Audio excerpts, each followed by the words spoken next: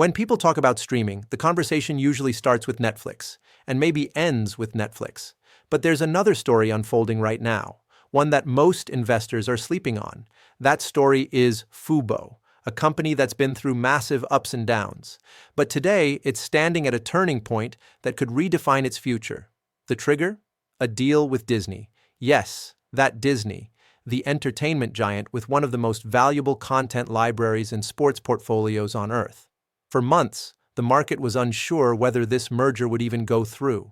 The rumors created uncertainty, traders speculated, and analysts hesitated. But now, the deal is officially done. No more guessing. No more what if. The biggest risk is off the table, and the opportunity is wide open. Yet surprisingly, the stock hasn't moved. Instead of jumping, FUBO's share price has stayed flat, even dipped a bit. And that's what makes this moment so powerful. Because when you understand the kind of transformation that's happening behind the scenes, it's clear the market hasn't caught up yet. So today, we're going to dig into exactly what's changing for FUBO, how this deal with Disney reshapes its entire identity, and why this could be one of the most asymmetric plays in streaming for the next few years. Before the deal, Fubo was a niche player, a sports-first streaming platform built for cord cutters who didn't want to miss live games. It was carving out a small but loyal audience. The problem? Growth was expensive. Licensing sports rights without a big partner meant thin margins and heavy costs. But now, everything changes. Because when you align with Disney, you don't just get access to content, you gain leverage. Disney owns ESPN. They control premium sports rights, NBA, NFL, college football, you name it. They also have Hulu and Disney Plus, meaning FUBO can now tap into a huge ecosystem of entertainment, advertising, and cross-promotion. The entire value proposition for FUBO expands. It's no longer just sports streaming. It becomes live TV plus sports plus entertainment. A complete digital cable alternative backed by the biggest name in the business. That's not just a marketing advantage. That's a business model transformation.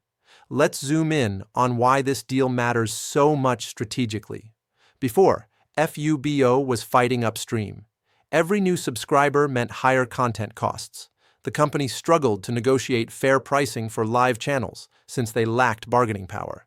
But Disney changes that dynamic completely. Now, FUBO gets bundled into Disney's ecosystem, benefiting from Disney's relationships, pricing leverage, and cross-selling channels. That can dramatically improve margins, reduce churn, and increase customer lifetime value. In short, what used to be a grind now becomes scalable. And here's where the opportunity gets interesting, because Wall Street hasn't fully priced that in yet. The stock still trades like the old FUBO, high risk, limited growth, thin profits. But the fundamentals are shifting fast. Let's look at the numbers. Fubo generates over $1.6 billion in annual revenue. For a small cap company trading at around a $1.2 billion market cap, that's actually insane value. It's being priced like a risky startup, even though it's doing enterprise-level revenue. Compare that to other streaming names. Roku trades at around 3.5 times sales. Netflix? Over 8 times sales. Even if Fubo were valued modestly at 2 times revenue, it would already justify a market cap near $3 billion. That's nearly 3 times from current levels. And if execution improves under Disney, better growth, higher margins, stronger advertising revenue, the multiple could easily expand further. That's what asymmetric investing looks like, when downside is limited because the worst-case risk is gone, but the upside could multiply several times over. Now, let's talk about what could actually drive that upside. First, subscriber growth. Disney's ecosystem is massive. Between Disney Plus, Hulu, and ESPN Plus, there are over 200 million subscribers worldwide. If even a fraction of those users are funneled toward FUBO as part of a premium live bundle, growth could accelerate overnight. Second, sports dominance. Fubo was already strong in live sports, but now, with Disney's rights portfolio, it becomes almost unbeatable in that niche. Imagine a single platform where users can stream the NBA Finals, NFL playoffs, and college championships, all under one subscription. Third, advertising and data. Disney's ad tech and Fubo's live sports engagement make a powerful combination. Sports fans are incredibly valuable to advertisers. They're loyal, consistent, and high intent. This opens the door for stronger ad revenue and better monetization per user. And fourth, content bundling. With Disney's lineup of family, movie, and sports content, Fubo can finally offer a full entertainment stack. That's how you reduce churn. People stay subscribed because they're getting everything they need in one place. But we have to be realistic. This isn't without challenges. Integration is complex.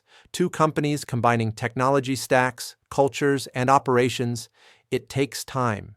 There's always the risk of execution missteps, subscriber confusion, or cost overruns. Also, competition remains fierce. YouTube TV, Amazon Prime Video, Apple TV Plus, and Netflix are all scaling aggressively. Sports rights are expensive and constantly shifting. So the path won't be perfectly smooth. But here's what's different now. The existential risk is gone. Before, the market was pricing Fubo like it might not survive. Now, with Disney's backing, that narrative disappears. The question is no longer, will Fubo make it? It's, how big can it become? Now let's look at the long-term math. If Fubo's revenue grows at just 20% per year for the next 5 years, it goes from $1.6 billion to about $4 billion. Even at a conservative 2x sales multiple, that's an $8 billion valuation, a 6 to 7 times upside from today's levels. And that's assuming no breakout success from ad growth or global expansion. If we're more optimistic, say 25 to 30% growth driven by Disney's ecosystem, the numbers get even crazier. That's when we start talking about $10 to $12 billion valuations and stock prices north of $60 to $70. But valuation is only one side. Let's talk about timing. The reason this setup is so interesting is because the market hasn't adjusted yet. When a big deal like this closes, it takes time for analysts to update their models. It takes time for institutional investors to shift positions. That's why the first few months after a deal like this are often the best entry points for long-term investors. We're in that window right now. When uncertainty disappears but the price hasn't reacted yet, that's the moment to pay attention. Because once growth starts to show up in the numbers, subscriber gains, margin expansion, ad revenue, the market will re-rate quickly. And by then, it'll be too late to get in at this level. Now let's shift gears and talk about the bigger picture, how Fubo fits into the future of streaming and live TV. The streaming wars aren't just about who has the most content anymore. They're about who can combine live entertainment, sports, and interactivity in one ecosystem. Netflix and Amazon have the entertainment part. Disney dominates with family and franchises. But no one has really cracked the code for live, especially live sports. That's where Fubo was born. And now, with Disney behind it, it might actually be the one to solve it at scale. Think about the possibilities. Live sports with real-time betting, interactive stats, social features, all streamed seamlessly with zero delay. That's not just TV. That's the future of interactive entertainment. And Disney knows it. That's why this deal makes sense, because it's about positioning for the next decade of streaming, not just the next quarter's earnings. So now that we understand how this deal transforms Fubo's fundamentals, let's go deeper into the strategic impact, the ripple effects across the streaming industry, and how investors can think about the long-term positioning. Every major shift in media history starts with a single event that looks small at first. And this might be one of them. When Disney chose to align with Fubo, it wasn't just about distribution. It was about control. Disney doesn't want to depend on third-party platforms forever. By integrating Fubo into its strategy, it gets a direct-to-consumer gateway for live content, something even Netflix doesn't have. This is Disney securing the last missing piece in its streaming puzzle. And for Fubo, it means validation. Overnight, it goes from being an underdog to a strategic asset in the world's largest entertainment empire. Now, what happens next? The short-term story will revolve around integration milestones. Investors will be watching for how quickly Fubo can absorb Disney's content and improve user experience. But the longer-term story is about ecosystem synergy. Imagine Disney offering a mega bundle: Disney Plus, Hulu, ESPN Plus, and Fubo, all under one discounted price. That would be a nightmare for competitors like YouTube TV and Amazon channels, because it combines everything: live sports, movies, series, and original content in a single unified ecosystem. That's how Disney could instantly dominate the live streaming market. Let's talk about data and advertising, because this part is massive. Fubo already runs dynamic ad insertion on live broadcasts. That means it can serve personalized ads in real time, something traditional cable could never do.